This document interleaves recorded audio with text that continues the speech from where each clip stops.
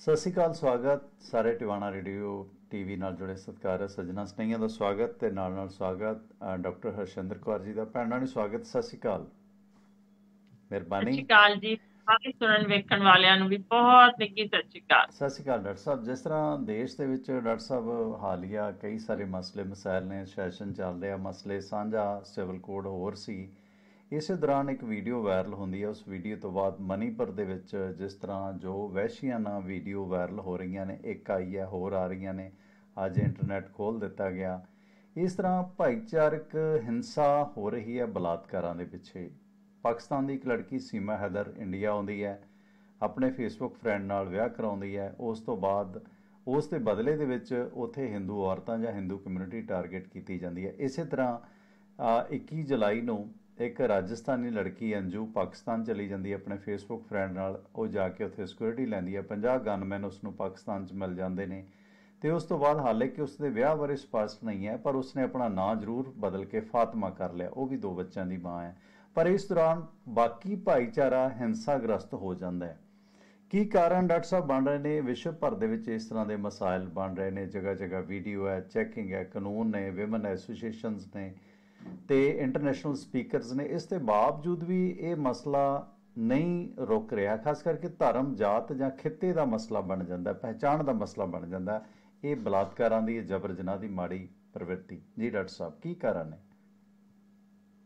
ਹਾਂ, ਬਹੁਤ ਸਾਰੇ ਸਵਾਲ ਤੁਸੀਂ ਇਕੱਠੇ ਪੁੱਛ ਲਏ ਨੇ, ਪਰ ਗੱਲ ਇਹ ਹੈ ਕਿ ਜਿੱਥੋਂ ਤੱਕ ਹਿੰਸਾ ਮਨੀਪੁਰ ਦੀ ਗੱਲ ਅਸੀਂ ਕਰ ਰਹੇ ਹਾਂ, ਉਹ ਕਿਸੇ ਇੱਕ ਥਾਂ ਦੇ ਨਾਲ ਸੀਮਤ ਨਹੀਂ ਹੈ। ਅਸੀਂ ਜੇ ਪਿਛਾਂਹ ਵੀ ਝਾਤ ਮਾਰੀਏ ਤਾਂ ਗੁਰੂ ਨਾਨਕ ਸਾਹਿਬ ਵੇਲੇ ਵੀ ਆਵਾਜ਼ ਚੁੱਕੀ ਗਈ ਹੈ। ਉਸ ਤੋਂ ਪਹਿਲਾਂ ਦੇ ਸਮਿਆਂ ਤੋਂ ਹੀ ਔਰਤਾਂ ਦੀ ਬੇਪਤੀ ਦਾ ਜ਼ਿਕਰ ਵੀ ਮਿਲਦਾ ਜੇ, ਤਸਵੀਰਾਂ ਵੀ ਜੋ ਵਾਹੀਆਂ ਹੋਈਆਂ ਉਹ ਵੀ ਮਿਲਦੀਆਂ ਜੇ, ਬਹੁਤ ਕੁਝ ਉਦੋਂ ਮਿਲਦਾ ਜੇ, ਜਿਨ੍ਹਾਂ ਵਿੱਚ ਜਿਹੜੀ ਔਰਤ ਇਸੇ ਤਰ੍ਹਾਂ ਕਿਸੇ ਰੱਜੇ ਪੁੱਜੇ ਦੀ ਜਾਂ ਕਿਸੇ ਹਸੀਅਤ ਵਾਲੇ ਨੂੰ ਨਾ ਕਰ ਦਿੰਦੀ ਸੀ, ਉਹਨੂੰ ਚੁੜੇਲ ਕਹਿ ਕੇ ਸਾੜ ਦਿੱਤਾ ਜਾਂਦਾ ਸੀ। ਯਾਨੀ ਮੈਂ ਆਪ ਆਪਣੇ ਅੱਖੀਂ ਸਵਿਟਜ਼ਰਲੈਂਡ ਵਿੱਚ ਇਹ ਦੇਖ ਕੇ ਆਈ ਹਾਂ, ਜਿੱਥੇ ਉਹ ਆਖਰੀ ਔਰਤ ਚੁੜੇਲ ਕਹਿ ਕੇ ਸਾੜੀ ਗਈ।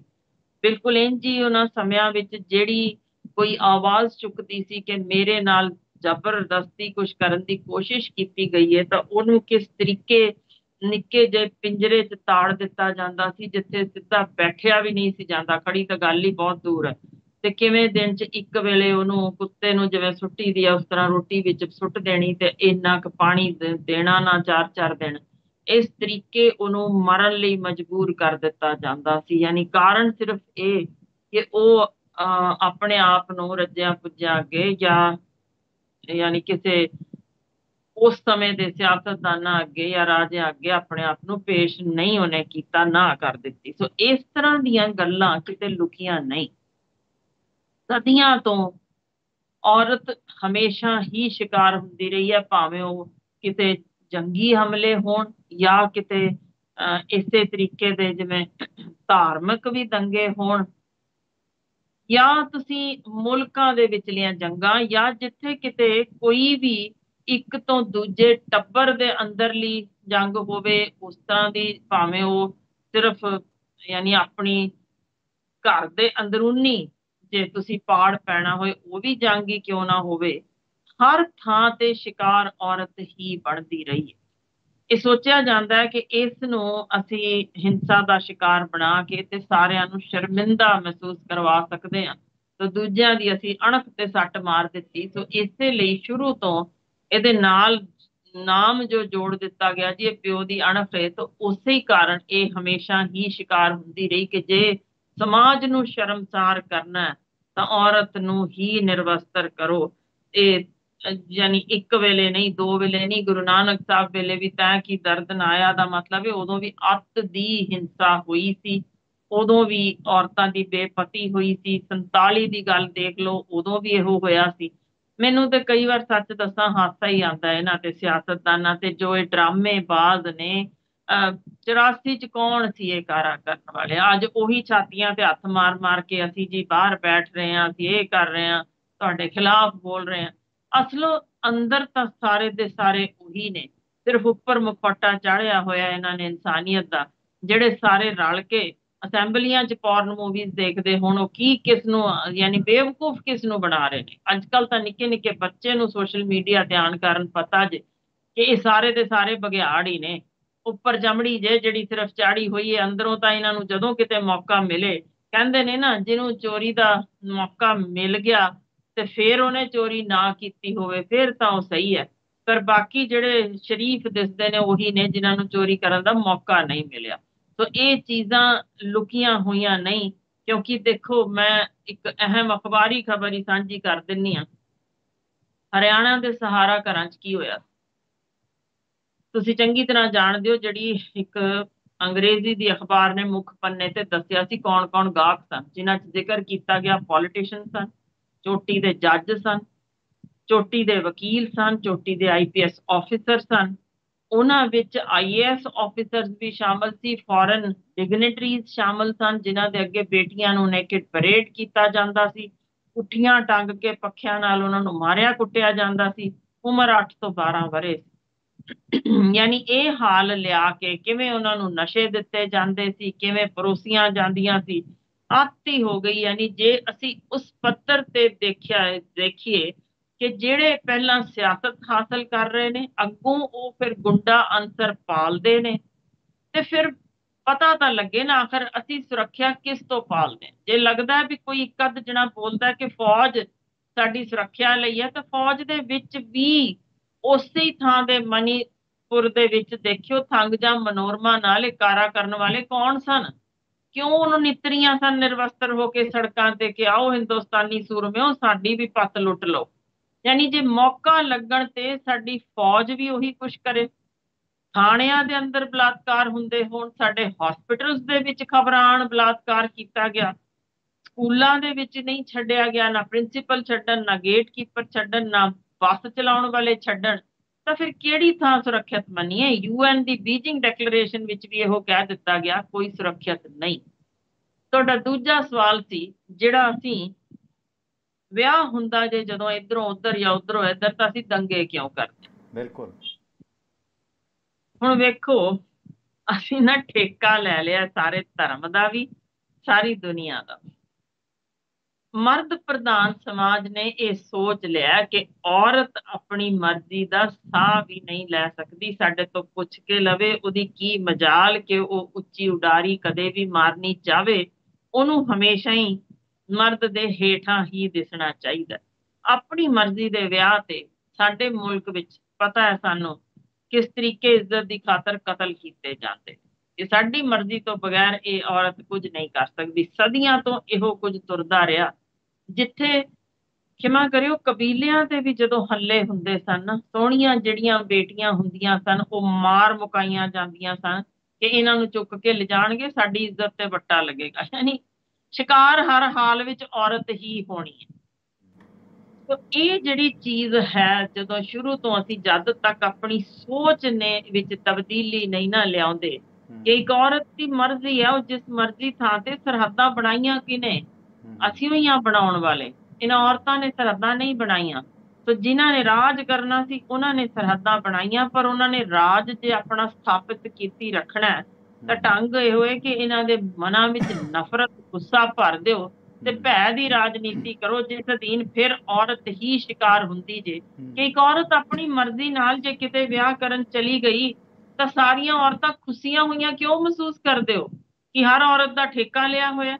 ਯਾਨੀ ਕਿਸੇ ਦੁਨੀਆ ਦੇ ਹਿੱਸੇ ਵਿੱਚ ਕੋਈ ਇੱਕ ਜਾਂ ਦੂਜੀ ਥਾਂ ਤੇ ਜਦੋਂ ਕੋਈ ਵਿਆਹ ਕਰਦਾ ਨਹੀਂ ਹਿੰਸਾ ਹੁੰਦੀ, ਤਾਂ ਫਿਰ ਹਿੰਦੁਸਤਾਨ ਪਾਕਿਸਤਾਨ ਦੇ ਵਿੱਚ ਕਿਉਂ ਇਹ ਚਾਰ ਚੱਲਦਾ ਰਹਿੰਦਾ ਲਗਾਤਾਰ। ਸਿਰਫ ਡਰ ਏ ਕਿ ਸਿਆਸਤਦਾਨਾਂ ਨੂੰ ਜੇ ਇਹ ਕਿਤੇ ਅੰਦਰੋਂ ਇੱਕ ਹੋ ਗਏ, ਜੋ ਹਨ ਚੜ੍ਹਦਾ ਲਹਿੰਦਾ ਪੰਜਾਬ ਬਹੁਤ ਖੂਬਸੂਰਤ ਤਰੀਕੇ ਨਾਲ ਇੱਕ ਦੂਜੇ ਨਾਲ ਜੁੜਿਆ ਹੋਇਆ, ਯਾਦਾਂ ਨੇ, ਸਭ ਕੁਛ ਹੈ, ਪਰ ਫਿਰ ਵੀ ਡਰ ਏ ਕਿ ਕੁਰਸੀ ਤਾਂ ਸਾਡੀ ਖੁੱਸਣੀ ਹੈ। ਜੇ ਦੋਨੋਂ ਪਾਸੇ ਦੇ ਲੋਕ ਜਾਗ ਗਏ, ਇਹ ਸਰਹੱਦਾਂ ਤੋੜ ਦਿੱਤੀਆਂ, ਤਾਂ ਫਿਰ ਸਾਡਾ ਰਾਜ ਕਿੱਥੋਂ ਰਹਿਣਾ। ਡਾਕਟਰ ਸਾਹਿਬ ਤੁਸੀਂ ਬੜੇ ਤਫਸੀਲ ਨਾਲ ਸਾਰੇ ਮਸਲੇ ਮਸਾਇਲ ਤੇ ਰੋਸ਼ਨੀ ਪਾਈ ਹੈ। ਅਸੀਂ ਠੇਕਾ ਲੈ ਲੈਂਦੇ, ਮੈਂ ਕਹਿੰਦਾ ਹੁਣ ਠੇਕਾ ਲੈਣਾ ਇਨਸਾਨੀਅਤ ਦਾ ਚੁੱਕੋ। ਹਿੰਦੂ ਸਿੱਖ ਦਾ ਮੁਸਲਿਮ ਦਾ ਆਪਣੀ ਆਪਣੀ ਕਮਿਊਨਿਟੀ ਦਾ ਠੇਕਾ ਨਾ ਚੱਕੀਏ। ਅਸੀਂ ਠੇਕਾ ਚੱਕਦੇ ਹਾਂ ਧਰਮ ਨਾਲੋਂ ਧੜਾ ਪਿਆਰਾ, ਧੜੇ ਨਾਲੋਂ ਨਾਲ ਖੜਾ ਪਿਆਰਾ। ਪਰ ਸਭ ਤੋਂ ਵੱਡਾ ਤੁਹਾਡਾ ਧਰਮ ਇਨਸਾਨੀਅਤ ਦਾ ਠੇਕਾ ਚੁੱਕੋ, ਪਰ ਇਨਸਾਨੀਅਤ ਦਾ ਠੇਕਾ ਨਹੀਂ ਚੁੱਕਦੇ ਅਸੀਂ ਆਪਣੇ ਧਰਮ ਦਾ, ਧੜਿਆਂ ਦਾ, ਆਪਣਾ ਮੁੰਡਾ, ਆਪਣਾ ਮਜ਼ਹਬ ਸਭ ਨੂੰ ਪਿਆਰਾ। ਤੇ ਡਾਕਟਰ ਸਾਹਿਬ ਜਿਸ ਤਰ੍ਹਾਂ ਹੁਣ ਫੈਕਟ ਚੱਲ ਰਹੇ ਨੇ, ਆਪਾਂ ਅਕਸਰ ਕਹਿੰਦੇ ਆ ਫਲਾਣੇ ਨੇ ਜੌਹਰ ਦਿਖਾਤੇ। ਜੌਹਰ ਕੀ ਸੀ? ਚਿਤੌੜ ਦੀ ਮਹਾਰਾਣੀ ਪਦਮਾਵਤ, ਜਿਸ ਨੂੰ ਲੈ ਕੇ ਫਿਲਮ ਬਣੀ, ਕੀ ਹੋ ਹੱਲਾ ਹੋਇਆ।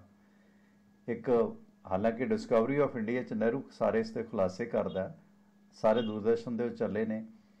ਤੇ ਇੱਕ ਜਿਹੜਾ ਰਾਜ ਪ੍ਰੋਹਿਤ ਸੀ ਉਹ ਮਹਾਰਾਣੀ ਨਾਲ ਧੱਕਾ ਕਰਦਾ, ਉਹ ਅਪੋਜ਼ ਕਰਦੀ ਹੈ, ਰਾਜਾ ਆ ਜਾਂਦਾ। ਬ੍ਰਹਮ ਹੱਤਿਆ ਉਹ ਨਹੀਂ ਕਰ ਸਕਦੇ, ਬ੍ਰਹਮ ਹੱਤਿਆ ਮਹਾਪਾਪ ਹੈ, ਉਸ ਨੂੰ ਕੱਢ ਦਿੱਤਾ ਜਾਂਦਾ। ਤੇ ਉਹੀ ਬ੍ਰਾਹਮਣ ਜਾ ਕੇ ਅਲਾਉਦੀਨ ਖਿਲਜੀ ਦੇ ਕੰਨ ਭਰਦਾ ਕਿ ਜੇ ਦੁਨੀਆ 'ਚ ਔਰਤ ਵੇਖਣੀ ਹੈ ਤਾਂ ਰਾਣੀ ਪਦਮਾਵਤੀ ਹੈ।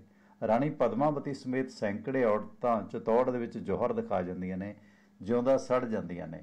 ਅਬੁਲ ਫਜ਼ਲ ਆਪਣੀ ਜਿਹੜੀ ਕਿਤਾਬ ਹੈ ਆਈਨੇ ਅਕਬਰੀ ਦੇ ਵਿੱਚ ਇਸ ਗੱਲ ਦਾ ਜ਼ਿਕਰ ਕਰਦਾ ਹੈ। ਇਸ 'ਤੇ ਫਿਲਮ ਵੀ ਬਣੀ ਹੈ। ਦੁਨੀਆ ਭਰ ਦੇ ਵਿੱਚ ਇਹ ਕੁਛ ਹੋ ਰਿਹਾ, ਕੀ ਰਸ਼ੀਆ ਦੀ ਰੈੱਡ ਆਰਮੀ, ਕੀ ਜਾਪਾਨ, ਕੀ ਜਰਮਨ, ਸਾਰੀ ਦੁਨੀਆ ਦੇ ਵਿੱਚ ਆਲਮੀ ਪੱਧਰ ਤੇ ਇਹ ਸਿਲਸਿਲਾ ਚੱਲ ਰਿਹਾ। ਪਰ ਹੁਣ ਜਿਹੜੇ ਫੈਕਟ ਆ ਰਹੇ ਨੇ, ਸਿਰਫ ਮਰਦ ਜਾਤ ਨਹੀਂ, ਔਰਤ ਜਾਤ ਤੇ ਵੀ ਸਵਾਲ ਖੜੇ ਹੁੰਦੇ ਨੇ। ਉਸ ਤੇ ਵੀ ਆਪਾਂ ਆਵਾਂਗੇ ਜੋ ਹਾਲੀਆ ਘਟਨਾ ਘਟੀ ਹੈ। ਸੋ ਔਰਤ ਦੁਸ਼ਮਣ ਦੇ ਨਾਲ ਹੱਥ ਆਵੇ ਇਸ ਲਈ ਜੌਹਰ ਕੀਤੇ ਜਾਂਦੇ ਸੀ। ਰਾਜਸਥਾਨ ਦੀ ਧਰਤੀ ਲਾਲ ਹੋਈ ਪਈ ਹੈ ਇਸ ਤਰ੍ਹਾਂ ਦੇ ਸੜੇ ਹੋਏ ਲਹੂ ਦੇ ਲੋਥੜਿਆਂ ਨਾਲ। ਰੈੱਡ ਆਰਮੀ ਨੇ 20 ਲੱਖ ਦੇ ਕਰੀਬ ਮਹਿਲਾਵਾਂ ਦਾ ਰੇਪ ਕੀਤਾ 1944-45 ਦੇ ਵਿੱਚ। ਜਰਮਨ ਦੇ ਉੱਤੇ 4 ਦੇਸ਼, ਸੋਵੀਅਤ ਸੰਘ, ਅਮਰੀਕਾ, ਬ੍ਰਿਟੇਨ, ਫਰਾਂਸ ਦੀਆਂ ਸੈਨਾਵਾਂ ਦੇ ਲੜਾਕੂਆਂ ਦਾ ਕੰਟਰੋਲ ਹੋ ਗਿਆ। ਇਸ ਬਦਲੇ ਦੇ ਵਿੱਚ 20 ਲੱਖ ਤੋਂ ਵੱਧ ਮਹਿਲਾਵਾਂ ਦਾ ਕਤਲ ਹੋਇਆ। ਇੰਡੀਆ ਪਾਕ ਦੀ ਵੰਡ ਦੁਨੀਆ ਦੀ ਵੱਡੀ ਵੰਡ ਹੈ। 10 ਲੱਖ ਲੋਕਾਂ ਤੋਂ ਵੱਧ ਕਤਲ ਹੋਇਆ। ਧੀਆਂ ਆਪਣੇ ਬਾਬਲਾਂ ਅੱਗੇ ਖੁਦ ਪੇਸ਼ ਹੋਈਆਂ ਕਿ ਸਾਨੂੰ ਕਤਲ ਕਰ ਦਿਓ ਨਹੀਂ ਤਾਂ ਸਾਡੀ ਪੱਤ ਰੁਲ ਜਾਣੀ ਹੈ। ਸੋ ਰਾਜੇ ਦੇ ਜੇ ਧੀ ਜੰਮ ਪਏ, ਰਾਜੇ ਦਾ ਸਿਰ ਝੁਕ ਜਾਂਦਾ। ਦੱਸੋ ਕਿਆ ਲੌਜਿਕ ਹੈ? ਸੋ ਰਾਜਿਆਂ ਦਾ ਸਿਰ ਇਸ ਕਰਕੇ ਝੁਕ ਜਾਂਦਾ ਕਿ ਉਹਦੇ ਧੀ ਜੰਮੀ। ਪਰ ਇਹ ਨਹੀਂ ਕਿ ਤੁਸੀਂ ਸਿੱਖ ਹੋ ਜਾਂ ਮੈਂ ਸਿੱਖ ਹਾਂ। ਸਿੱਖ ਧਰਮ ਦੇ ਵਿੱਚ ਔਰਤ ਦਾ ਬਹੁਤ ਸਤਿਕਾਰ ਹੈ, ਪਰ ਸਾਡੇ ਵੀ ਕੁਝ ਸਨਾਤਨੀ ਸੰਸਕ੍ਰਿਤੀ ਲਾਣੇ ਨੇ ਇਸ ਨੂੰ ਉਸੇ ਤਰ੍ਹਾਂ ਵਰਜ ਦਿੱਤਾ। ਅੱਜ ਦਰਬਾਰ ਸਾਹਿਬ ਦੇ ਵਿੱਚ ਵੀ ਬਰਾਬਰਤਾ ਨਹੀਂ, ਕੀਰਤਨ ਨਹੀਂ ਕਰ ਸਕਦੀ, ਸੇਵਾ ਨਹੀਂ ਕਰ ਸਕਦੀ। ਧਰਮਾਂ ਦਾ ਇਹਦੇ 'ਚ ਜੇ ਰੋਲ ਵੇਖਿਆ ਜਾਵੇ, ਇੱਕ ਪਾਸੇ ਲਵ ਜਹਾਦ ਹੈ ਤੇ ਦੂਸਰੇ ਪਾਸੇ ਇਸ ਤਰ੍ਹਾਂ ਆ। ਇਸ ਸਿਲਸਿਲੇ ਦੇ ਵਿੱਚ ਮੈਂ ਸਮਝਦਾ ਕਿ ਧਰਮ ਦਾ ਨੈਗੇਟਿਵ ਰੋਲ ਰਿਹਾ। ਪੁਰਾਣੇ ਜਿਹੜੇ ਧਰਮ ਸੀ, ਪੁਰਾਣੀ ਮਾਨਸਾ ਦੇ ਮੁਤਾਬਕ ਆਏ। ਜਿਹੜੇ ਲੇਟੈਸਟ ਧਰਮ ਆਏ ਨੇ, ਜਿਨ੍ਹਾਂ 'ਚ ਸਿੱਖ ਧਰਮ ਹੈ ਜਾਂ ਹੋਰ ਕੁਝ ਫਿਰਕੇ ਨੇ, ਉਹ ਥੋੜਾ ਇਸ ਮਾਮਲੇ 'ਚ ਐਡਵਾਂਸ ਨੇ। ਇੱਥੋਂ ਤੱਕ ਕਿ ਕ੍ਰਿਸਚੀਅਨਿਟੀ ਵੀ ਇਸ ਪੱਖਪਾਤ ਤੋਂ ਨਹੀਂ ਬਚੀ। ਮਹਾਰਾਜਾ ਰਣਜੀਤ ਸਿੰਘ ਦੀ ਪੋਤਰੀ Sophia Alexandra Duleep Singh England ਦੀਆਂ ਗੋਰੀਆਂ ਨੂੰ ਵੋਟ ਦਾ ਰਾਈਟ ਦਿਵਾਉਂਦੀ ਹੈ। ਜਿੱਥੇ ਮਹਾਰਾਣੀ ਰਾਜ ਕਰਦੀ ਹੋਵੇ ਉੱਥੇ ਗੋਰੀਆਂ ਨੂੰ ਵੋਟ ਦਾ ਰਾਈਟ ਨਹੀਂ ਹੈ। ਸੈਫਰਾਜੈਟ ਮੂਵਮੈਂਟ ਚੱਲੀ, ਬਹੁਤ ਕੁਝ ਹੋਇਆ। ਜਾਪਾਨ ਦੇ ਵਿੱਚ ਇਸ ਤਰ੍ਹਾਂ ਦੀਆਂ ਸੈਕਸ ਸਲੇਵ ਨੂੰ ਵਿਮਨ ਕੰਫਰਟ ਵਿਮਨ ਕਿਹਾ ਜਾਂਦਾ ਹੈ। ਇਸ ਤਰ੍ਹਾਂ ਦੁਨੀਆ ਭਰ ਦੇ ਵਿੱਚ ਡਾਕਟਰ ਸਾਹਿਬ ਇਹ ਕੁਝ ਹੋ ਰਿਹਾ। ਬੰਗਲਾਦੇਸ਼ ਦੇ ਵਿੱਚ 4 ਲੱਖ ਤੋਂ ਵੱਧ ਮਹਿਲਾਵਾਂ ਦਾ ਰੇਪ ਹੋਇਆ, ਹਾਲਾਂਕਿ ਉਹ ਵੀ ਮੁਸਲਿਮ ਸਨ। ਜਦੋਂ 1977 ਦੇ ਵਿੱਚ ਮੁਕਤੀ ਬਹਿਨੀ ਬਣੀ ਜਾਂ ਜਰਨਲ ਜਗਜੀਤ ਸਿੰਘ ਜਾਂ ਹੋਰ ਜਿਹੜੇ ਸੀਗੇ, ਉਹਨਾਂ ਸਾਰਿਆਂ ਨੇ ਇਹ ਆਜ਼ਾਦੀ ਉੱਥੇ ਇੱਕ ਤਰੀਕੇ ਨਾਲ ਦਵਾਈ। ਬੰਗਲਾਦੇਸ਼ ਟੁੱਟਿਆ ਤਾਂ ਪਾਕਿਸਤਾਨੀ ਫੌਜਾਂ ਨੇ ਪੂਰਬੀ ਪਾਕਿਸਤਾਨ ਤੇ ਉਹ ਕਹਿਰ ਕਮਾਇਆ ਜਿਸ ਨੂੰ ਵੇਖ ਕੇ ਲੂੰ ਖੰਡੇ ਖੜੇ ਹੋ ਜਾਂਦੇ ਨੇ। ਹਾਂ ਕਿ ਉਹ ਵੀ ਇਸਲਾਮ ਸੀ। ਤੁਸੀਂ ਵੇਖੋ ਕਿ ਜਾਟ ਅੰਦੋਲਨ ਹੁੰਦਾ ਹੈ। ਹਰਿਆਣਾ ਦੇ ਵਿੱਚ ਕਿੰਨੀਆਂ ਹਿੰਦੂ ਔਰਤਾਂ ਜਬਰ ਜਨਾਹ ਦਾ ਸ਼ਿਕਾਰ ਹੋਈਆਂ, ਕੋਈ ਨਹੀਂ ਵੇਖਿਆ ਜਾਂਦਾ। ਦਿੱਲੀ ਰੇਪ ਦੀ ਰਾਜਧਾਨੀ ਹੈ, ਉੱਥੇ ਕੋਈ ਧਰਮ ਮਜ਼ਹਬ ਨਹੀਂ ਵੇਖਿਆ ਜਾਂਦਾ। ਦੇਵਦਾਸੀਆਂ ਦੇ ਬਾਰੇ ਰਿਪੋਰਟਸ ਨੇ ਕਿ ਸਾਊਥ ਦੇ ਵਿੱਚ 40-50 ਹਜ਼ਾਰ ਤੋਂ ਵੱਧ ਦੇਵਦਾਸੀਆਂ ਨੇ। ਭਗਵਾਨ ਨੂੰ ਖੁਸ਼ ਕਰਨ ਦੇ ਲਈ ਉਹਨਾਂ ਗਰੀਬ ਘਰਾਂ ਦੀਆਂ ਕੁੜੀਆਂ ਨੂੰ ਦੇਵਤੇ ਦੇ ਸਾਹਮਣੇ ਮੰਦਿਰ ਦੇ ਵਿੱਚ ਨਾਚ ਲਈ ਪੇਸ਼ ਕੀਤਾ ਜਾਂਦਾ ਤੇ ਉਹਨਾਂ ਦੇ ਅੱਗੋਂ ਬੱਚੇ ਕਿਹੜੇ ਪੈਦਾ ਹੁੰਦੇ ਨੇ, ਪਤੀ ਤੋਂ ਬਿਨਾਂ ਬੱਚੇ ਪੈਦਾ ਹੁੰਦੇ ਨੇ। ਦੁਨੀਆ ਭਰ 'ਚ ਕੁਝ ਹੋ ਰਿਹਾ। ਜਿਹੜਾ ਹੁਣ ਡਾਕਟਰ ਸਾਹਿਬ ਇੱਕ ਸਵਾਲ ਹੁੰਦਾ ਹੈ, ਇਸ ਘਟਨਾ ਦੇ ਦੌਰਾਨ ਜਿਹੜੀ ਫੁਟੇਜ ਉਸ ਪੀੜਤ ਦੀ ਸਾਹਮਣੇ ਆਈ ਹੈ, ਉਸ ਦਾ ਡਾਕਟਰ ਸਾਹਿਬ ਬਿਆਨ ਹੈ ਕਿ ਜਦੋਂ ਮੈਨੂੰ ਲਿਜਾਇਆ ਜਾ ਰਿਹਾ ਸੀ ਤਾਂ ਉਸ ਦੌਰਾਨ ਮਤੋਈ ਭਾਈਚਾਰਾ ਜਿਹੜਾ ਹਿੰਦੂ ਅਤੇ ਕੁਕੀ ਤੇ ਨਾਗਾ ਜਿਹੜੇ ਨੇ ਕ੍ਰਿਸਚੀਅਨ ਨੇ, ਤਾਂ ਉਸ ਦੌਰਾਨ ਜਿਹੜੀਆਂ ਉਸ ਭੀੜ ਦੇ ਨਾਲ ਔਰਤਾਂ ਸੀ, ਉਹ ਔਰਤਾਂ ਕਹਿ ਰਹੀਆਂ ਸੀ ਕਿ ਸਾਡਾ ਬਲਾਤਕਾਰ ਕਰੋ, ਜਬਰ ਜਨਾਹ ਕਰੋ। ਇੱਥੇ ਔਰਤ ਨੂੰ ਵੀ ਬਰੀ ਨਹੀਂ ਕੀਤਾ ਜਾ ਸਕਦਾ। ਇਹ ਟ੍ਰੈਂਡ ਕਿੱਧਰ ਨੂੰ ਜਾ ਰਹੇ ਨੇ? ਪੰਜਾਬ 'ਚ ਵੇਖਦੇ ਆ, ਮਹਾਰਾਜਾ ਰਣਜੀਤ ਸਿੰਘ ਦੀ ਮਾਂ ਰਾਜ ਕੌਰ ਦਾ ਕਤਲ ਹੁੰਦਾ ਹੈ, ਉਹਨੂੰ ਘੜੇ 'ਚ ਪਾਇਆ ਜਾਂਦਾ। ਉਹਨੂੰ ਦਬਾਉਣ ਵਾਲੀਆਂ ਵੀ ਔਰਤਾਂ ਸੀ ਤੇ ਉਹਦੇ ਬਾਰੇ ਸੂਚਨਾ ਦੇਣ ਵਾਲੀ ਬਾਬਾ ਗੁੱਦੜ ਸ਼ਾਹ ਨੂੰ ਵੀ ਉਹ ਵੀ ਇੱਕ ਔਰਤ ਸੀ ਕਿ ਰਾਜਾ ਗਜਪਤ ਸਿੰਘ ਦੇ ਧੀ ਜੰਮੀ ਹੈ, ਪਰ ਇਹਨਾਂ ਨੇ ਜਿਉਂਦੀ ਮਾਰ ਦਿੱਤੀ, ਦੱਬ ਦਿੱਤੀ। ਪਰ ਉਹ ਕਢਵਾ ਲਈ ਗਈ ਬਾਬਾ ਗੁੱਦੜ ਸ਼ਾਹ ਦੀ ਬਣਾ ਤੇ, ਜਿਹੜੇ ਭਾਈ ਰੂਪਾ ਦੇ ਵੰਸ਼ 'ਚੋਂ ਆਉਂਦੇ ਨੇ। ਭਾਈ ਰੂਪਾ ਹੋਰਾਂ ਦੀ ਅੱਗੇ ਉਹਨਾਂ 'ਚੋਂ ਆਉਂਦੇ ਨੇ, ਭਾਈ ਰੂਪਾ ਜਿਹੜੇ ਹੈਗੇ ਨੇ, ਭਾਈ ਰੂਪ ਚੰਦ। ਸੋ ਇਸ ਮਾਮਲੇ ਦੇ ਵਿੱਚ ਧਰਮ ਦਾ ਬਹੁਤ ਨੈਗੇਟਿਵ ਰੋਲ ਹੈ ਡਾਕਟਰ ਸਾਹਿਬ ਇਹਦੇ 'ਚ ਜੇ ਦੇਖੀ। ਪਰ ਹੁਣ ਔਰਤ ਵੀ ਬਲਾਤਕਾਰ ਦੇ ਵਿੱਚ ਹਿੱਸੇਦਾਰੀ ਪਾਉਣ ਲੱਗੀ, ਔਰਤ ਨਾਲ ਜਬਰ ਜਨਾਹ ਦੇ ਜੁਰਮ ਦੇ ਵਿੱਚ ਔਰਤ ਵੀ ਇਨਵੋਲਵ ਹੈ, ਜੋ ਮਨੀਪੁਰ ਘਟਨਾ। ਇਸ ਪੱਖ ਨੂੰ ਕਿਵੇਂ ਵੇਖਦੇ ਹੋ?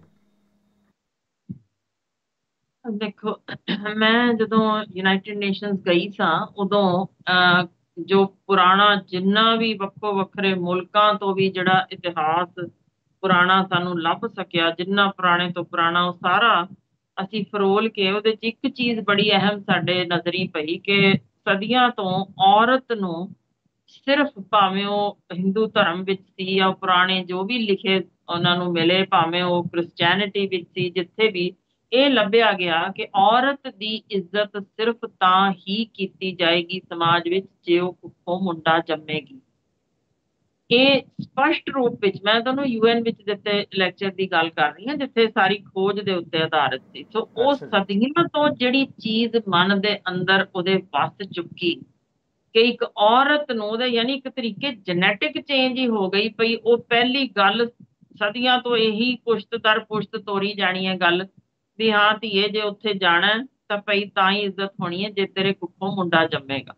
ਸੋ ਉਹ ਜਿਹੜੀ ਸਾਈਕੀ ਜਿਸ ਤਰੀਕੇ ਦੀ ਚੇਂਜ ਹੋ ਗਈ, ਉਹੀ ਸੀ ਜਿਹਨੇ ਪੜ੍ਹੀਆਂ ਲਿਖੀਆਂ ਔਰਤਾਂ, ਮੈਂ ਦੁਹੱਥੜ ਮਾਰ ਕੇ ਰੋਂਦੀਆਂ ਦੇਖੀਆਂ ਨੇ, ਡਾਕਟਰ ਵੀ, ਕਿ ਮੇਰੇ ਤਾਂ ਹੁਣ ਕੁੱਖੋਂ 2 ਧੀਆਂ ਜੰਮ ਗਈਆਂ, ਹੁਣ ਮੈਂ ਕਿਹੜੇ ਖੂਹ 'ਚ ਛਾਲ ਮਾਰ ਦੇਵਾਂ। ਇਹ ਨਹੀਂ ਮੈਂ ਕਹਿ ਰਹੀ ਕਿ ਸਾਰੀਆਂ ਦੀਆਂ ਸਾਰੀਆਂ, ਬਿਲਕੁਲ ਨਹੀਂ, ਬਹੁਤ ਸਾਰੀਆਂ ਨੇ ਜਿਹੜੀਆਂ ਫਖਰ ਮਹਿਸੂਸ ਕਰਦੀਆਂ ਨੇ, ਸਮੇਤ ਮੇਰੇ, ਜਿਹਨੂੰ ਕਿਹਾ ਸੀ ਇਹ ਮੂਰਖ ਹੈ ਕਿ ਧੀ ਜੰਮੇ ਤੇ ਸਾਰੀ ਗਲੀ 'ਚ ਮਠਿਆਈ ਵੰਡ ਰਹੀ ਹੈ।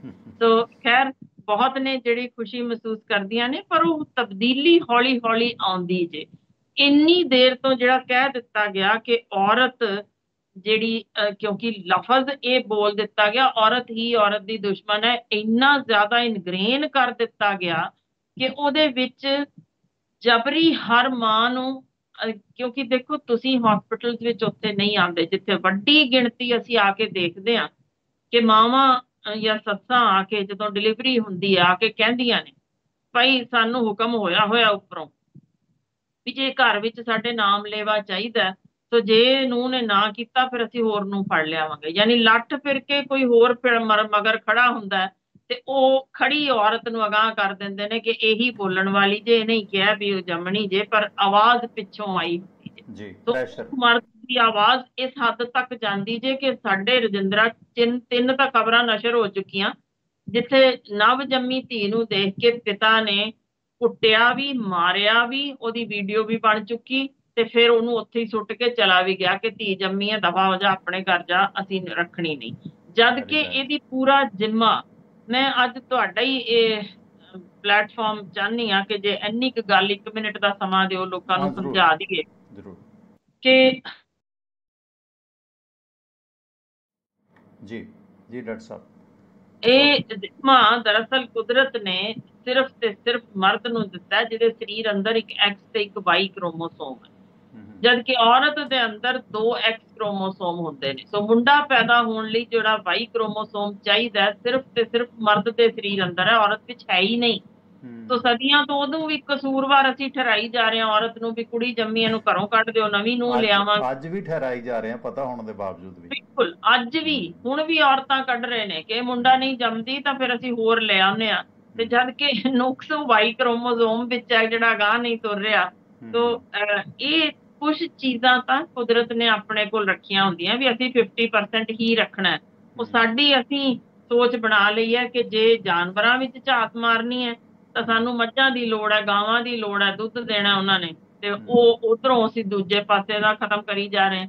ਇੰਜੀ ਔਰਤਾਂ ਨੂੰ ਸਿਰਫ ਅਸੀਂ ਇੱਕ ਪੁੱਤਰ ਜਨਮ ਦੇਣ ਵਾਸਤੇ ਜਿਸ ਢੰਗ ਨਾਲ ਵਰਤ ਰਹੇ ਹਾਂ, ਉਹੀ ਸੋਚ ਜੇ ਜਿਹੜੀ ਗਾਂ ਤੁਰਦੀ ਜਾਂਦੀ ਜੇ ਕਿ ਹਰ ਔਰਤ, ਕਿਉਂਕਿ ਮਨ ਵਿੱਚ ਵਾੜ ਦਿੱਤਾ ਕਿ ਦੁਸ਼ਮਣ ਔਰਤ ਦੀ ਔਰਤ ਹੈ, ਤਾਂ ਕਿ ਅਸੀਂ ਕੋਈ ਵੀ ਮਰਦ ਹੱਥ ਵਿੱਚ ਆਪਣੇ ਗੱਲ ਲੈ ਕੇ ਇਹਦੇ ਸਿਰ ਤੇ ਆਪਣੇ ਪਾਵੇ ਹੀ ਨਾ। ਸੋ ਜੇ ਜ਼ੁਲਮ ਹੋਇਆ ਤਾਂ ਭਈ ਔਰਤ ਹੀ ਜ਼ਿੰਮੇਵਾਰ ਔਰਤ ਤੇ ਜ਼ੁਲਮ ਦੀ ਹੈ।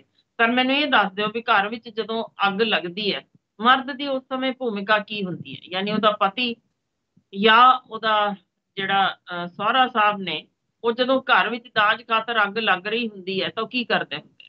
ਯਾਨੀ ਇਸ ਕਦਰ ਦੀਆਂ ਅਸੀਂ ਬਹੁਤ ਸਾਰੀਆਂ ਘਟਨਾਵਾਂ ਦੇਖ ਚੁੱਕੇ ਹਾਂ ਜਿੱਥੇ ਨੂੰਹ ਦਾ ਬਲਾਤਕਾਰ ਕੀਤਾ ਸਹੁਰੇ ਨੇ, ਸੱਸ ਚੁੱਪ ਸੀ। ਜਦੋਂ ਅਸੀਂ ਲਾਹਨਤਾਂ ਪਾਈਆਂ ਵੀ ਦੁਰਫਿੱਟੇ ਮੂੰਹ ਹੀ ਆ ਤੇਰੇ, ਵੀ ਤੂੰ ਦੇਖਦੀ ਰਹੀ, ਤਾਂ ਉਹਦਾ ਅੱਗੋਂ ਸੀ ਜੀ ਮੈਂ ਇਸ ਉਮਰੇ ਕਿੱਥੇ ਜਾ ਕੇ ਮਰਾਂ ਬਾਹਰ ਕੱਲੀ, ਮੇਰਾ ਤਾਂ ਕੋਈ ਹੈ ਹੀ ਨਹੀਂ ਤੇ ਮੈਂ ਤਾਂ ਚੁੱਪ ਰਹਿ ਗਈ। ਸੋ ਇਹ ਚੀਜ਼ਾਂ ਦੇ ਵਿੱਚ ਜਦੋਂ ਮੈਂ ਹੁਣ ਦੇਖ ਰਹੀ ਹਾਂ ਕਿ ਔਰਤ ਨੇ, ਜਿਵੇਂ ਦੀ ਤੁਸੀਂ ਹੁਣ ਜ਼ਿਕਰ ਕੀਤੀ ਉਹਦੀ ਭੂਮਿਕਾ, ਜਦੋਂ ਔਰਤ ਥੋੜੀ ਜਿਹੀ ਅਗਾਂਹ ਵਧੂ ਹੋ ਰਹੀ ਹੈ, ਉਹਨੂੰ ਇਹ ਖਿਆਲ ਹੀ ਨਹੀਂ ਰਹਿੰਦਾ। ਮੈਂ ਤੁਹਾਨੂੰ ਸਾਈਕੋਲੋਜੀਕਲੀ ਦੱਸਦੀ ਹਾਂ, ਜੇ ਤੁਸੀਂ ਇੱਕ ਔਰਤ ਨੂੰ ਬਿਠਾ ਦਿਓਗੇ ਨਾ ਇੱਕ ਅਜਿਹੀ ਕੁਰਸੀ ਤੇ ਜਿੱਥੇ ਆਮ ਤੌਰ ਤੇ ਕਹਿ ਦਿਓ ਕਿ ਉਸ ਕੁਰਸੀ ਤੇ ਮਰਦ ਬੈਠਦੇ ਨੇ, ਵੀ ਤੂੰ ਅੱਜ ਦੀ ਇੱਥੇ ਡਾਇਰੈਕਟਰ ਹੈ, ਤਾਂ ਇਹ ਦੇਖਿਆ ਗਿਆ ਬੜੀਆਂ ਨਾਮਵਰ ਸਾਈਕੋਲੋਜੀ ਦੀਆਂ, ਸਾਈਕੈਟਰੀ ਦੀਆਂ ਕਿਤਾਬਾਂ 'ਚ ਦਰਜ ਜੇ ਕਿ ਉਹ ਔਰਤ ਮੇਲ ਟਾਈਪ ਬਿਹੇਵੀਅਰ ਬਣਾ ਲੈਂਦੀ ਹੈ ਕਿ ਮੈਂ ਇਹਨਾਂ ਨੂੰ ਕਾਬਜ਼ ਕਰਨਾ, ਕਬਜ਼ੇ ਵਿੱਚ ਕਰਨਾ, ਤਾਂ ਮੈਨੂੰ ਆਪਣੇ ਆਪ ਨੂੰ ਇੱਕ ਔਰਤ ਹੁੰਦਿਆਂ ਇਹ ਨਹੀਂ ਐਕਸੈਪਟ ਕਰਨਗੇ, ਤਾਂ ਮੈਂ ਓਵਰ ਐਂਥੂਜ਼ੀਆਸਟਿਕ ਹੋ ਕੇ ਜਾਂ ਆਪਣੇ ਆਪ ਨੂੰ ਹੋਰ ਪਾਵਰਫੁਲ ਦਿਖਾਉਣ ਲਈ ਉਹ ਮੈਨਲੀ ਰੂਪ ਇਖਤਿਆਰ ਕਰ ਲੈਂਦੀ ਜੇ, ਤੇ ਆਪਣੀ ਹੇਠੀਆਂ ਕੰਮ ਕਰਦੀਆਂ ਔਰਤਾਂ ਤੇ ਵੀ ਉਸੇ ਤਰ੍ਹਾਂ ਹੀ ਰਿਐਕਸ਼ਨ ਦਿੰਦੀ ਹੈ ਜਿਵੇਂ ਉੱਥੇ ਬੈਠਾ ਸੀਟ ਤੇ ਕੋਈ ਮੇਲ ਮੈਂਬਰ ਕਰਦਾ ਹੋਏਗਾ।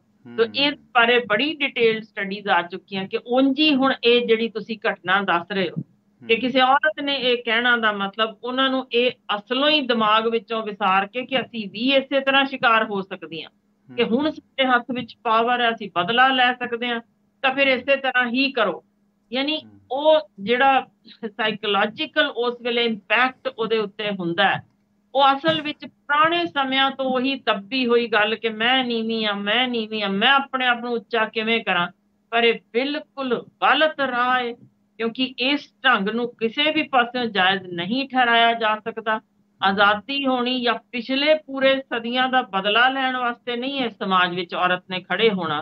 ਬਰਾਬਰੀ ਦਾ ਮਤਲਬ ਹੁੰਦਾ ਜੇ ਆਪਣਾ ਚਰਿੱਤਰ ਹੋਰ ਉੱਚਾ ਚੱਕ ਲੈਣਾ, ਆਪਣੇ ਕੈਪੇਬਿਲਿਟੀਜ਼ ਨੂੰ ਹੋਰ ਉੱਚਾ ਚੱਕ ਲੈਣਾ, ਨਾ ਕਿ ਦੂਸਰੇ ਨੂੰ ਫੇ ਕੇ ਦੱਬ ਕੇ ਜਾਂ ਨਾਜਾਇਜ਼ ਕੁਝ ਕਰਕੇ ਅਗਾਂਹ ਲੱਗਣਾ। ਜੀ ਬਿਲਕੁਲ ਡਾਕਟਰ ਸਾਹਿਬ, ਤੁਸੀਂ ਇਸ ਦੇ ਮਨੋਵਿਗਿਆਨਿਕ ਕਾਰਨ ਦੱਸੇ ਨੇ ਕਿ ਜਿਹੜੀ ਰਾਜ ਸੱਤਾ ਜਾਂ ਰੂਲਿੰਗ ਪੋਜੀਸ਼ਨ ਹੈ, ਭਾਵੇਂ ਕੋਈ ਵਿਮਨ ਕਮਿਸ਼ਨ ਦੇ ਅਹੁਦੇ ਤੇ ਆ ਜਾਂਦਾ ਹੈ, ਉਹਨਾਂ ਦੇ ਵਿੱਚੋਂ ਉਹ ਜਿਹੜਾ ਮਾਈਨੋਰਟੀ ਕਮਿਸ਼ਨ ਵਾਲੇ, ਵਿਮਨ ਕਮਿਸ਼ਨ ਵਾਲੇ ਜਾਂ ਜਿਹੜੀਆਂ ਇਸ ਤਰ੍ਹਾਂ ਦੀਆਂ ਸੰਸਥਾਵਾਂ ਨੇ, ਕਿਉਂਕਿ ਰਾਜ ਸੱਤਾ ਨਾਲ ਜੁੜੀਆਂ ਨੇ, ਜਿਹੜੀ ਵੀ ਪਾਰਟੀ ਆਉਂਦੀ ਹੈ ਜਿਸ ਵੀ ਦੇਸ਼ ਦੇ ਵਿੱਚ, ਉਹ ਆਪਣੀ ਪਾਰਟੀ ਦੇ, ਆਪਣੀ ਆਈਡੀਓਲੋਜੀ ਦੇ ਲੋਕਾਂ ਨੂੰ ਹੀ ਇਹਨਾਂ ਪੋਸਟਾਂ 'ਤੇ ਬਿਠਾਉਂਦੇ ਨੇ। ਇਸੇ ਕਰਕੇ ਮਾਮਲਾ ਭਾਵੇਂ ਨੈਸ਼ਨਲ ਵਿਮਨ ਕਮਿਸ਼ਨ ਦੇ ਮੈਡਮ ਰੇਖਾ ਸ਼ਰਮਾ ਕੋਲ ਆਇਆ, ਪਰ ਉਹ ਕਹਿੰਦੇ ਮੇਰੇ ਕੋਲ 13-14 ਤਰੀਕ ਨੂੰ ਇਹ ਰਿਪੋਰਟ ਆਈ ਸੀ ਮਨੀਪੁਰ ਦੀ, ਤੇ ਮੈਂ ਅਫਸਰਾਂ ਨੂੰ ਕਿਹਾ, ਉਹਨਾਂ ਨੇ ਮੈਨੂੰ ਰਿਸਪੌਂਸ ਨਹੀਂ ਕੀਤਾ। ਹੁਣ ਸਵਾਤੀ ਮਾਲੀਵਾਲ ਹੈ ਦਿੱਲੀ ਵਿਮਨ ਕਮਿਸ਼ਨ ਚੇਅਰਪਰਸਨ, ਉਹ ਇਸ ਮਾਮਲੇ 'ਚ ਅਗਾਂਹ ਵਧ ਰਹੇ ਨੇ ਕਿਉਂਕਿ ਪੋਲੀਟਿਕਸ ਹੈ। ਸੋ ਜਿਹੜੇ ਬੀਜੇਪੀ ਨਾਲ ਸੰਬੰਧਿਤ ਨੇ ਮਹਿਲਾ ਕਮਿਸ਼ਨ ਵਾਲੇ, ਉਹ ਸਾਇਲੈਂਟ ਨੇ, ਉਹ ਰਾਜਸਥਾਨ ਨੂੰ ਹਾਈਲਾਈਟ ਕਰ ਰਹੇ ਨੇ ਕਿ ਰਾਜਸਥਾਨ, ਛੱਤੀਸਗੜ੍ਹ ਤੁਹਾਡੇ ਵੀ ਹੋ ਰਿਹਾ। ਜਾਣੀ ਤੁਸੀਂ ਬਹੁਤ ਵਧੀਆ ਸਪਸ਼ਟ ਕੀਤਾ ਕਿ ਔਰਤ ਦੀ ਵੈਰੀ ਨਹੀਂ, ਪਰ ਜਿਹੜੀ ਔਰਤ ਰਾਜ ਸੱਤਾ ਦੇ ਵਿੱਚ ਆ ਗਈ ਹੈ, ਡਿਕਟੇਟਰ ਬਣ ਗਈ ਹੈ, ਉਹ ਭਾਵੇਂ ਕਿਸੇ CM PM ਕਿਸ ਵੀ ਕੁਰਸੀ ਤੇ ਬਹਿ ਗਈ, ਉਹਦੇ 'ਚ ਉਹਦਾ ਵਿਮਨਹੁੱਡ ਖਤਮ ਹੋ ਜਾਂਦਾ, ਉਹਦੇ 'ਚ ਉਹ ਇੱਕ ਰਾਜ ਸੱਤਾ ਵਾਲਾ ਇੱਕ ਵੱਖਰਾ ਗੁਣ ਪੈਦਾ ਹੋ ਜਾਂਦਾ। ਤੁਸੀਂ ਬੜਾ ਤਫਸੀਲ ਨਾਲ ਦੱਸਿਆ। ਪਰ ਹੁਣ ਇਸ ਤਰ੍ਹਾਂ ਸਵਾਲ ਵੀ ਉੱਠਦੇ ਨੇ, ਜਿਵੇਂ ਡਾਕਟਰ ਨਰਿੰਦਰ ਸਿੰਘ ਕਪੂਰ ਪ੍ਰੋਫੈਸਰ ਸਾਹਿਬ ਸਾਡੇ, ਉਹਨਾਂ ਨੇ ਇੱਕ ਗੱਲ ਲਿਖੀ ਹੈ ਯੂਨੀਵਰਸਲ ਟਰੂਥ, 2 ਲਫ਼ਜ਼ਾਂ 'ਚ ਹੀ ਅੰਮ੍ਰਿਤਾ ਪ੍ਰੀਤਮ ਤੇ ਬਹੁਤ ਵੱਡੇ ਸਵਾਲ ਖੜੇ ਹੋ ਗਏ ਨੇ ਕਿ 84 ਦੇ ਵਿੱਚ, 47 ਦੇ ਵਿੱਚ ਵਾਰਿਸ ਸ਼ਾਹ ਨੂੰ ਆਵਾਜ਼ਾਂ ਮਾਰਨ ਵਾਲੀ 84 'ਚ ਚੁੱਪ ਸੀ। ਬਹੁਤ ਵੱਡੇ ਸਵਾਲ ਨੇ ਅੰਮ੍ਰਿਤਾ ਪ੍ਰੀਤਮ ਦੀ ਕਾਰਗੁਜ਼ਾਰੀ ਤੇ। ਜਦੋਂ 84 'ਚ 47 ਵਾਪਰਿਆ ਸੀ ਤਾਂ ਅੰਮ੍ਰਿਤਾ ਪ੍ਰੀਤਮ ਚੁੱਪ ਸੀ। ਪਰ ਹੁਣ ਇਹਨਾਂ ਅਹੁਦਿਆਂ ਤੇ ਬੈਠੇ ਲੋਕਾਂ ਦੀਆਂ ਮਜਬੂਰੀਆਂ ਹੋ ਜਾਂਦੀਆਂ ਨੇ। ਚਲੋ ਤੁਹਾਡਾ ਵਡੱਪਣ ਹੈ, ਤੁਸੀਂ ਇੱਕ ਅਹੁਦੇ ਤੇ ਹੋ, ਸਮੇਂ-ਸਮੇਂ ਬੋਲਦੇ ਹੋ, ਹਰ ਇਸ਼ੂ ਨੂੰ ਇੰਨੇ ਸਾਲਾਂ ਤੋਂ ਉਠਾਉਂਦੇ ਹੋ। 2006-07 ਤੋਂ ਤਾਂ ਮੈਂ ਤੁਹਾਡੇ ਨਾਲ ਪ੍ਰੋਗਰਾਮ ਕਰ ਰਿਹਾ ਟੈਲੀਵਿਜ਼ਨ ਤੇ ਜਾਂ ਹੋਰ ਮਾਧਿਅਮ ਤੇ। ਡਾਕਟਰ ਸਾਹਿਬ, ਜਿਹੜਾ ਇੱਕ ਹਾਲੀਆ ਅੱਜ ਅਮੈਂਡਮੈਂਟ ਆਈ ਹੈ ਕਿ ਜਿਹੜੇ ਵੀ ਲੋਕਾਂ ਨੇ ਭਾਰਤ ਦੇ ਅਵਾਰਡ ਲੈਣੇ ਨੇ, ਭਾਵੇਂ ਉਹ ਸਟੇਟ ਅਵਾਰਡ ਹੋਣ, ਭਾਵੇਂ ਨੈਸ਼ਨਲ ਅਵਾਰਡ ਹੋਣ, ਪਦਮ ਸ਼੍ਰੀ ਹੋਵੇ, ਭਾਰਤ ਭੂਸ਼ਣ ਹੋਵੇ, ਕੋਈ ਵੀ ਅਵਾਰਡ ਹੋਣ, ਉਹਨਾਂ ਅਵਾਰਡਾਂ ਨੂੰ ਲੈਣ ਤੋਂ ਪਹਿਲਾਂ ਅਵਾਰਡ ਲੈਣ ਵਾਲਿਆਂ ਨੂੰ ਸਾਈਨ ਕਰਕੇ ਦੇਣੇ ਹੋਣਗੇ ਕਿ ਅਸੀਂ ਕਿਸੇ ਵੀ ਮੁੱਦੇ ਤੇ ਅਵਾਰਡ ਵਾਪਸੀ ਨਹੀਂ ਕਰਾਂਗੇ। ਜਾਣੀ ਕਿ ਮੈਂ ਅਵਾਰਡ ਨੂੰ ਤਾਂ ਅਵਾਰਡ ਹੀ ਕਹਿਣਾ ਹੁੰਦਾ ਕਿ ਅਵਾਰਡ ਨਹੀਂ, ਅਵਾਰਡ ਹੀ ਹੈ। ਇੱਕ ਤਰੀਕੇ ਨਾਲ ਬੰਦੇ ਦੇ ਆਲੇ ਦੁਆਲੇ ਅਵਾਰਡ ਕਰ ਲਈ ਜਾਂਦੇ। ਇਸੇ ਕਰਕੇ ਮੈਂ ਤਾਂ ਕਿਹਾ ਨਾ ਤਾਂ ਸਰਕਾਰੀ ਐਡ ਲੈਣੀ ਆ, ਨਾ ਸਰਕਾਰੀ ਅਵਾਰਡ ਲੈਣੇ ਨੇ। ਪਰ ਹੁਣ ਇਹ ਜਿਹੜਾ ਭਾਰਤ ਸਰਕਾਰ ਨੇ ਲਿਆਂਦਾ, ਕਿਉਂਕਿ ਅਵਾਰਡ ਵਾਪਸੀ ਬਹੁਤ ਵੱਡੇ ਪੱਧਰ ਤੇ ਹੋ ਰਹੀ ਹੈ। 84 'ਚ ਵੀ ਹੋਈ ਸੀ, ਭਗਤ ਪੂਰਨ ਸਿੰਘ ਹੋਰਾਂ ਨੇ ਕੀਤਾ, ਹੋਰਾਂ ਨੇ ਕੀਤਾ, ਆਰਮੀ ਸਰਵਿਸਮੈਨ ਨੇ ਕੀਤਾ। ਹੁਣ ਭਾਰਤ ਸਰਕਾਰ ਕਹਿੰਦੀ ਅਵਾਰਡ ਵਾਪਸੀ ਤੇ ਇਹ ਕਾਲਮ ਲਾ ਦਿਓ ਕਿ ਜਿਹਨੇ ਅਵਾਰਡ ਲੈਣਾ ਪਹਿਲਾਂ ਲਿਖ ਕੇ ਦੇਵੇ ਕਿ ਅਸੀਂ ਕਦੇ ਵੀ ਅਵਾਰਡ ਵਾਪਸ ਨਹੀਂ ਕਰਾਂਗੇ। ਫਿਰ ਬੋਲੇਗਾ ਕੌਣ ਡਾਕਟਰ ਸਾਹਿਬ ਇਸ ਤਰ੍ਹਾਂ ਦੇ ਮਸਲਿਆਂ ਤੇ? ਵੀਰੇ ਪਹਿਲਾਂ ਇਹ ਦੱਸੋ ਵੀ 80% ਅਵਾਰਡ ਤਾਂ ਇਸ ਵੇਲੇ ਵਿਕਦੇ ਨੇ। ਹਾਂ, ਪਰ ਫਿਰ ਵੀ ਜਿਹੜੇ 20% ਜਾਗਦੀ ਜ਼ਮੀਰ ਵਾਲੇ ਮੋੜਦੇ ਨੇ, ਉਹਨਾਂ ਤੇ ਵੀ ਪਵਾਉਂਦੇ। ਤੇ ਜਿਹੜੇ 20% ਜਾਗਦੀ ਜ਼ਮੀਰਾਂ ਵਾਲੇ ਨੇ ਉਹ ਤਾਂ ਚੁੱਪ ਨਹੀਂ ਜੇ ਹੋਣੇ। ਇਹ ਤਾਂ ਜਿਵੇਂ ਖੁਸ਼ਵੰਤ ਸਿੰਘ ਜੀ ਕਹਿੰਦੇ ਸਨ ਨਾ, ਮੇਰੇ ਪੈਨ ਤੇ ਕੰਡੋਮ ਨਹੀਂ ਜੇ ਚੜ ਸਕਦਾ, ਸੋ ਉਸੇ ਤਰੀਕੇ ਢੀਠ ਤਾਂ ਲੋਕ ਰਹਿਣੇ ਹੀ ਨੇ।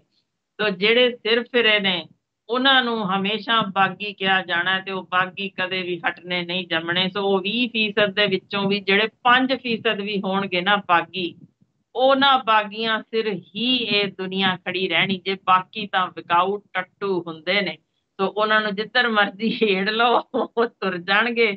ਇੱਕ ਅਵਾਰਡ ਸੁੱਟੋ, ਉਹ ਤਾਂ ਫਿਰ ਜਿਵੇਂ ਤਸਵੀਰ ਵੀ ਛਪੀ ਸੀ ਨਾ ਬੜੀ ਖੂਬਸੂਰਤ, ਵੀ ਆਹ ਦੇਖੋ ਜੀ ਅੱਗੇ ਹੱਡੀ ਟੰਗ ਕੇ ਤੇ ਉਹਨੂੰ ਜਿੱਥੇ ਮਰਜ਼ੀ ਤੱਕ ਤੁਰਾਈ ਜਾਓ, ਤੁਰੀ ਜਾਣਗੇ।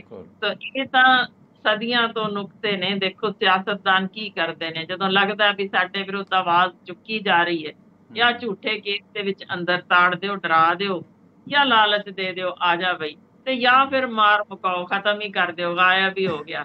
ਇਹੋ ਢੰਗ ਹੀ ਆਉਂਦੇ ਨੇ, 3/4 ਤੇ ਢੰਗ ਆਉਂਦਾ ਨਹੀਂ। ਪਰ ਕੀ ਲੱਗਦਾ ਜੇ ਕਿ ਕਦੇ ਵੀ ਸਿਰ ਬਗਾਵਤੀ ਸੁਰ ਖੜੀ ਨਹੀਂ ਹੋਈ?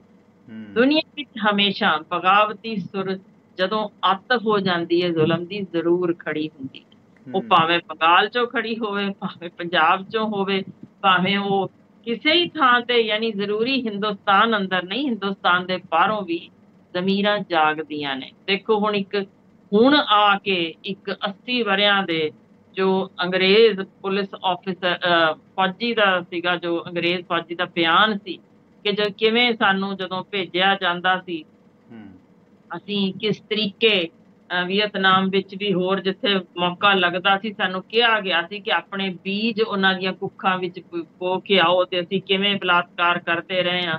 ਹੁਣ ਮੇਰੀ ਜ਼ਮੀਰ ਮੈਨੂੰ ਝੰਜੋੜਦੀ ਹੈ ਤਾਂ ਮੈਂ ਦੱਸਣ ਲੱਗਾ। ਸੋ ਜਿਸ ਵੀ ਮਰਜ਼ੀ ਸਮੇਂ ਤੇ ਯਾਨੀ ਕੋਈ ਜਾਗੇ, ਇਹ ਆਵਾਜ਼ਾਂ ਤਾਂ ਬਾਗੀ ਖੜੀਆਂ ਹੋਣਗੀਆਂ, ਵਰਨਾ ਤਾਂ ਦੁਨੀਆ ਖਤਮ ਹੋ ਜਾਣੀ ਹੈ। ਕਦੇ ਵੀ ਸਦੀ ਵੀ ਕੋਈ ਚੀਜ਼ ਨਹੀਂ ਰਹਿੰਦੀ। ਇਹ ਭੁਲੇਖੇ ਹੀ ਨੇ ਸਾਰਿਆਂ ਨੂੰ ਕਿ ਭਈ ਅਸੀਂ ਅੱਜ ਰਾਜ ਤੇ ਬੈਠ ਗਏ ਤੇ ਅਸੀਂ ਤਾਂ ਮੁੜ ਕੇ ਜਾਣਾ ਹੀ ਨਹੀਂ। ਹਿਟਲਰ ਨੂੰ ਵੀ ਇਹੋ ਭੁਲੇਖਾ ਸੀ, ਉਹ ਤਾਂ ਨਹੀਂ ਰਿਹਾ। ਇਹੋ ਭੁਲੇਖਾ ਸਭ ਨੂੰ ਹੈ ਜਿੰਨੇ ਵੀ ਬੈਠੇ ਨੇ ਕਿ ਅਸੀਂ ਸਾਰੀਆਂ ਆਵਾਜ਼ਾਂ ਦੱਬ ਲਵਾਂਗੇ। ਭਰਾ ਮੇਰੇ, ਇੱਕ ਹਿਲ ਜੁਲ ਹੋਣੀ ਹੈ ਧਰਤੀ ਦੀ, ਇੱਕ ਪੈਰ ਹੀ ਤਿਲਕਣਾ ਜੇ, ਇੰਨਾ ਕੀ ਸਕਿੰਟ ਦਾ ਸਮਾਂ ਦਿੰਦੀ ਹੈ ਤੇ ਪੂਰੀ ਦੁਨੀਆ ਤਬਦੀਲ ਹੋ ਜਾਂਦੀ ਜੇ। ਤੁਹਾਨੂੰ ਪਤਾ ਹੀ ਨਹੀਂ ਲੱਗਦਾ ਕਦੋਂ ਪਾਸਾ ਮਰ ਜਾਣਾ ਤੇ ਕਦੋਂ ਅਗਲੇ ਹੀ ਪਲ ਲੱਭਿਆ ਜਾਣਾ ਵੀ ਦਿਮਾਗ 'ਚ ਤਾਂ ਜੀ ਆਹ ਐਡੇ ਸੈਂਟੀਮੀਟਰ ਦਾ ਕੈਂਸਰ ਪਿਆ ਜੇ, ਉਮਰ ਹੀ 6 ਮਹੀਨੇ ਹੈ।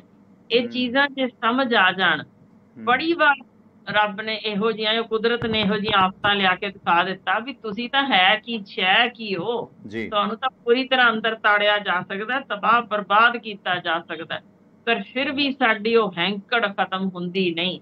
ਪਰ ਇਹ ਹੈਂਕੜ ਮੈਨੂੰ ਦੱਸੋ ਕਿੰਨੀ ਦੇਰ, ਕਿੰਨੀ ਕੁ ਦੇਰ। ਤਾਂ ਉਹ ਜੇ ਐਵਰੇਜ ਲਾਈਫ ਸਪੈਨ ਵੀ ਸੋਚ ਲਈਏ ਤਾਂ ਜਿਹੜੇ ਅੱਜ ਸੋਚਦੇ ਨੇ ਸਾਰਿਆਂ ਨੂੰ ਦੱਬ ਲਵਾਂਗੇ, ਇਤਿਹਾਸ ਦੇ ਵਿੱਚ ਝਾਤ ਮਾਰ ਲੈਣ, ਬੜੇ ਬੜੇ ਵੱਡੇ ਤਗੜੇ ਤਗੜੇ ਰਾਜੇ ਰਹੇ ਨੇ, ਕੌਣ ਬਚਿਆ ਏ?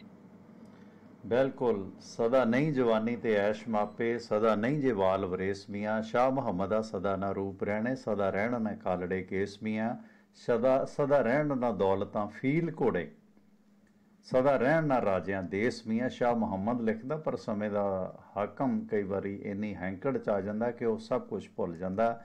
ਸੋ ਸਭੇ ਸਾਂਝੀ ਵਾਲ ਸਦਾਨ, ਕੋਈ ਨਾ ਦੱਸੇ ਬਾਹਰਾ ਜਿਓ। ਇਹ ਸਿਰਫ ਇਹ ਨਹੀਂ ਕਿ ਸਿੱਖਾਂ ਤੱਕ ਹੀ ਜਾਂ ਹਿੰਦੂਆਂ ਤੱਕ ਹੀ, ਆਦਮ ਜਾਤ ਤੁਹਾਨੂੰ ਆਪਣੀ ਜਾਪੇ, ਇਸ ਤਰ੍ਹਾਂ ਦਾ ਵਰਤਾਰਾ ਅਪਣਾਓਗੇ ਤਾਂ ਇਹ ਦੁਨੀਆ ਸੁਖੀ ਵਸਦੀ ਰਹੇਗੀ। ਸੋ ਭੈਣ ਰਾਣੀ, ਬਹੁਤ ਬਹੁਤ ਧੰਨਵਾਦ। ਸਤਿ ਸ਼੍ਰੀ ਅਕਾਲ। ਬਹੁਤ ਸ਼ੁਕਰੀਆ। ਮਿਹਰਬਾਨੀ। ਸੋ ਇਸ ਦੇ ਨਾਲ ਹੀ ਆਪਣੇ ਦੋਸਤ ਪਰਮਿੰਦਰ ਸਿੰਘ ਟਵਾਣਾ ਨੂੰ ਵੀ ਦਿਓ ਆ ਗਿਆ। ਧੰਨਵਾਦ। ਸਤਿ ਸ਼੍ਰੀ ਅਕਾਲ।